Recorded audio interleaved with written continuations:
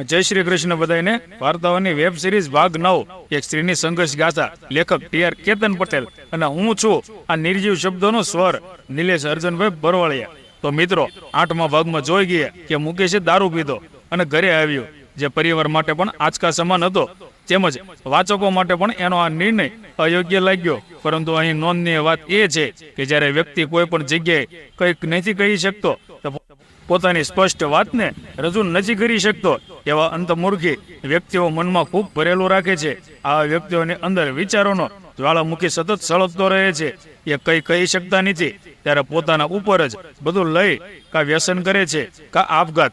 જ્યારે તમે બધી બાજુથી નિસ્સહાય થઈ જાઓ, હારી જાઓ, થાકી જાઓ, ત્યારે તમને કોઈ સૂચતું નથી।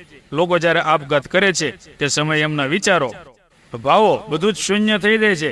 જ્યારે મનમાં સંગ્રહેલું ઝેર શરીરમાં વ્યાપી જાય છે, માટે કોઈ પણ વાતને સ્પષ્ટપણે રજૂ કરવી, અમૂલ્ય માનવી જીવન માટે ખૂબ જરૂરી છે। અહીં મુકેશ રોજ બેરોજ નોકરી ઉપર જાય છે। હવે તો કવિતા પણ પોતાની કાર લઈને પીજી કરવા જાય છે। હવે કવિતાને નાઇટ શિફ્ટ પણ આવતી હોય છે અને ક્યારેક 48 કલાકની ડ્યુટી પણ, એટલે વધારે સમય એનો ચાર્જ જતો હોય છે। જ્યારે એ પીરિયડમાં હોય ત્યારથી 14મા દિવસે કાં તો એની નાઇટ શિફ્ટ આવે, એટલે આમ એનું ભણવાનું આગળ વધી રહ્યું છે। મુકેશ એના ક્ષેત્રમાં બેસ્ટ કરતો હોય છે। આમ ને આમ 6 મહિનાનો ગાળો થઈ જાય છે। બાપ બનવાની લાલસા મુકેશને એની જૂની બીમારી ઉપર શંકા કરાવે છે કે પાછું મને કંઈ થયું તો નહીં હોય ને। ડરનો માર્યો આ રિપોર્ટ પણ કરાવતો નથી। સમય વહેતો જાય છે। કવિતા એની મંજિલથી 1 વર્ષ જ દૂર હોય છે। પ્રથમ વર્ષ પીજીનું પૂર્ણ કરે છે। તેના પીજી એટલે કે પોસ્ટ ગ્રેજ્યુએશન દરમિયાન એવા કેટલાય કેસ જુએ છે કે સ્ત્રીઓને સંતાનની તકલીફ હોય છે અને એમાં સ્ત્રીઓના રિપોર્ટ નોર્મલ હોય તોય સહન સ્ત્રીઓને કરવાનું થતું હોય। સતત જ એની મંજિલ હોય છે કે સ્ત્રીઓને આ અન્યાયમાંથી બહાર કાઢો। એ માટે બસ એનું લક્ષ્ય જ ચૂકતી નથી।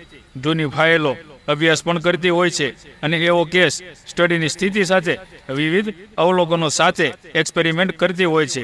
ગાયનેક વિષયમાં એની નિપુણતા અને નિર્ણયો કઈ વર્ષો જૂના ડોક્ટર કરતાં પણ સાચા ઠરે છે। મુકેશની બદલી ગાંધીનગર થાય છે।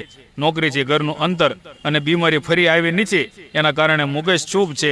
પણ એક દિવસ રૂખીબેન કહે છે કે હવે તો કવિતા પણ માની ગઈ છે, તો તકલીફ શું છે? મુકેશ એની મમ્મી આગળ કંઈ બોલતો નથી, પણ કવિતા આગળ એની વાત રજૂ કરે છે કે તું તો આ વિષયમાં એક્સપર્ટ છે, શું તકલીફ છે તને ખબર છે?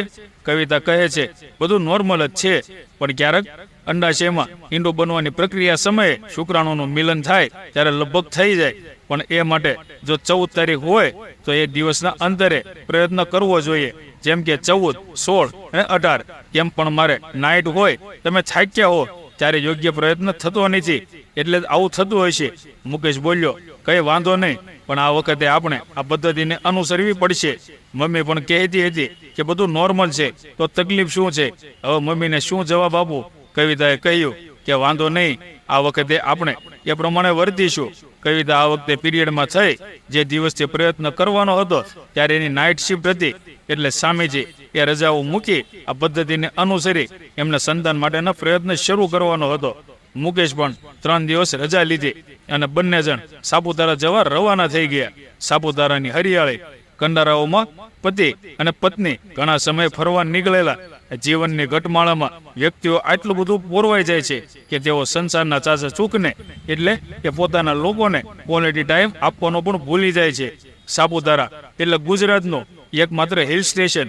કવિતા અને મુકેશ એવા સુંદર વાતાવરણમાં એટલા માટે જાય છે કે એકાંત મળે, અને બે વ્યક્તિએ જ્યારે એકાંત મળે ત્યારે એ વ્યક્તિઓ એકાકાર થઈ જાય છે। એક મોટા સ્વિમિંગ પુલ સાથેના ભવ્ય રિસોર્ટમાં તેઓ એકબીજાના સતત સાનિધ્યમાં આલિંગનમાં રહે છે। હવે આ કવિતા એ જૂની કવિતા નથી રહી જે તમે બિચારી સમજો છો। આ કવિતા ઘણી સ્ત્રીઓની હિંમત બનવા માંગે છે અને સાથે સાથે પોતાના પરિવારને પણ ખુશ રાખવા માંગે છે। પોતાના પતિ જેને કવિતાનો સાથ આપ્યો, એની ખુશી માટે એ પોતાનું સ્વપ્ન છોડી સાપુતારામાં છે। અત્યારે એના હૃદયનો રાજા બસ મુકેશ છે। અત્યારે મુકેશ પણ કવિતામય છે। ઘરે રૂખીબેન પણ ખુશ છે કે આવતા મહિને ઘરમાં ખુશી આવશે। અને ખુશી માટે માં જગદંબાની બાધા પણ રાખી લે છે. માં અંબા હવે કોના ઉપર કૃપા વરસાવશે એ જોવાનું રહ્યું. એમના પ્રયત્નો શું સફળ થશે કે મુકેશની જૂની બીમારી પાછી લાગુ પડી હશે કે કવિતા હવે માં કોઈ દોષ હશે કે કવિતા માતા બનશે. તમને આ સિરિયલનો એપિસોડ કેવો લાગ્યો? આપના પ્રતિભાવો એ જ મારા લખાણની કિંમત છે. તો કમેન્ટ જરૂર કરજો. જય શ્રી કૃષ્ણ, સીતારામ, જય માતાજી.